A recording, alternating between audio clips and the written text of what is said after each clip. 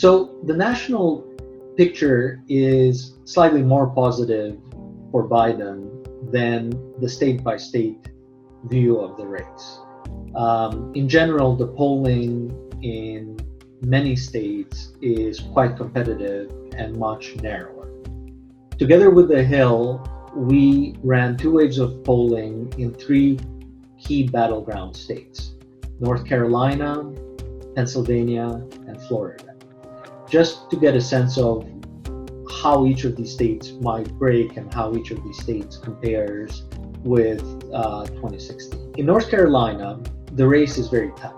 Biden is up only by 1 point, which places him very squarely within the margin of error of the poll.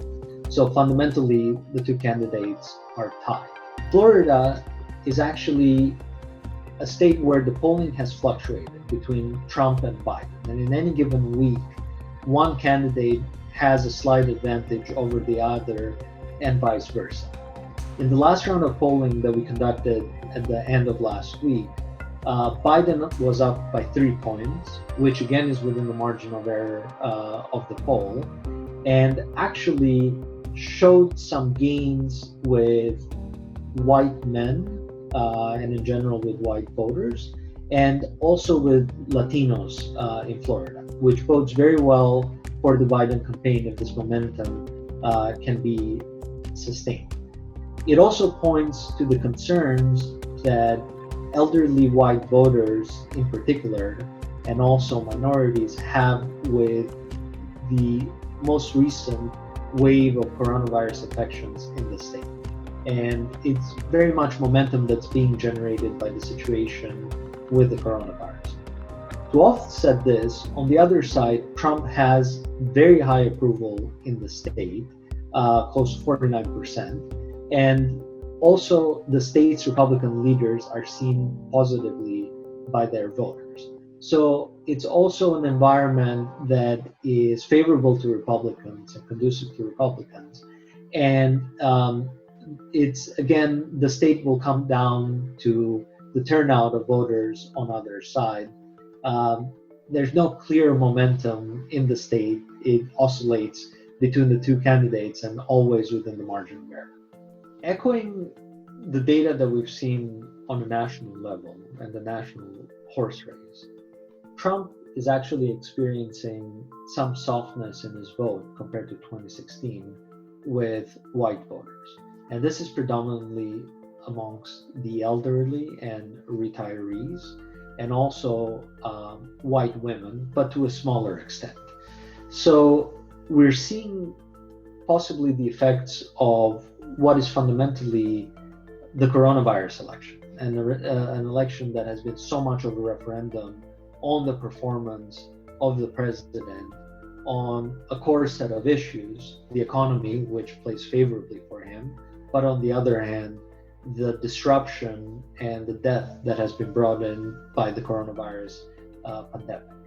So when we looked at our poll wave over wave, in the first wave in Florida, which was conducted 2 weeks ago, Biden and Trump were in a dead heat.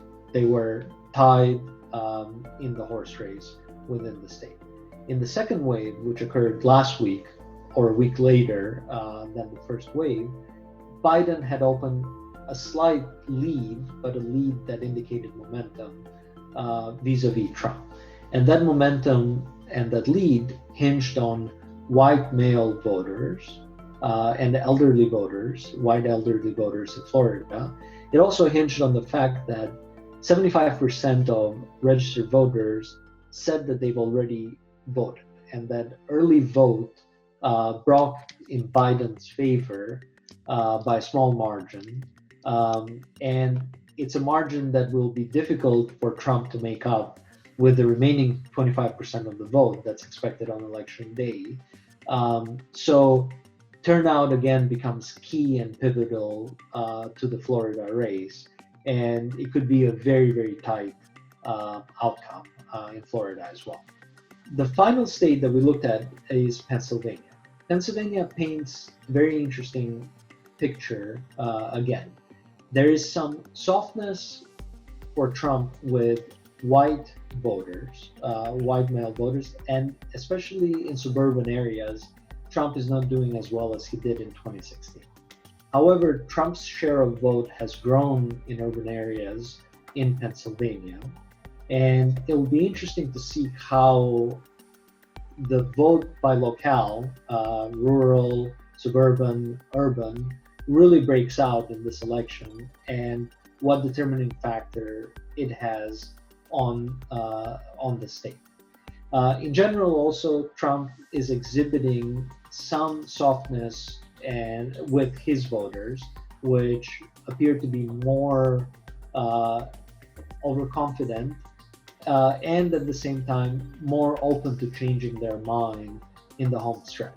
And that's not good news when so much of the strength of your vote hinges on voters casting their ballots on election day.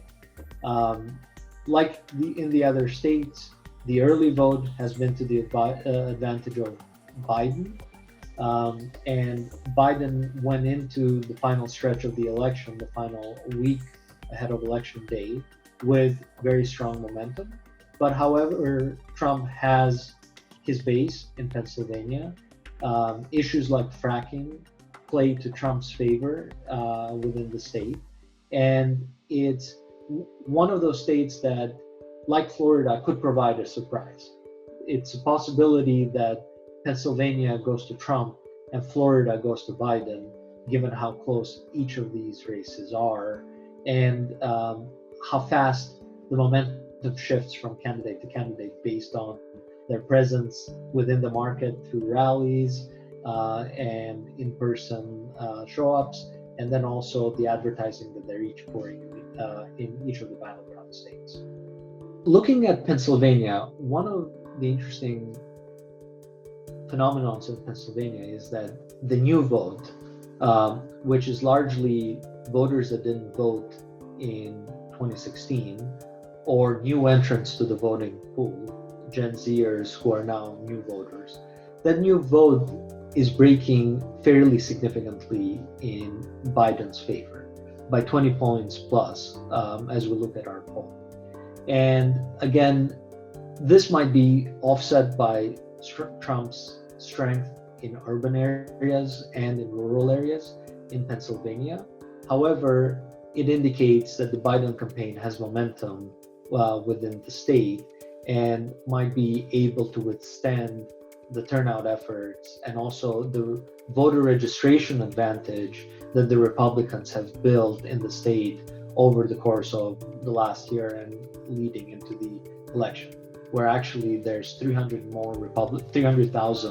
more Republicans registered in Pennsylvania than there were in 2016.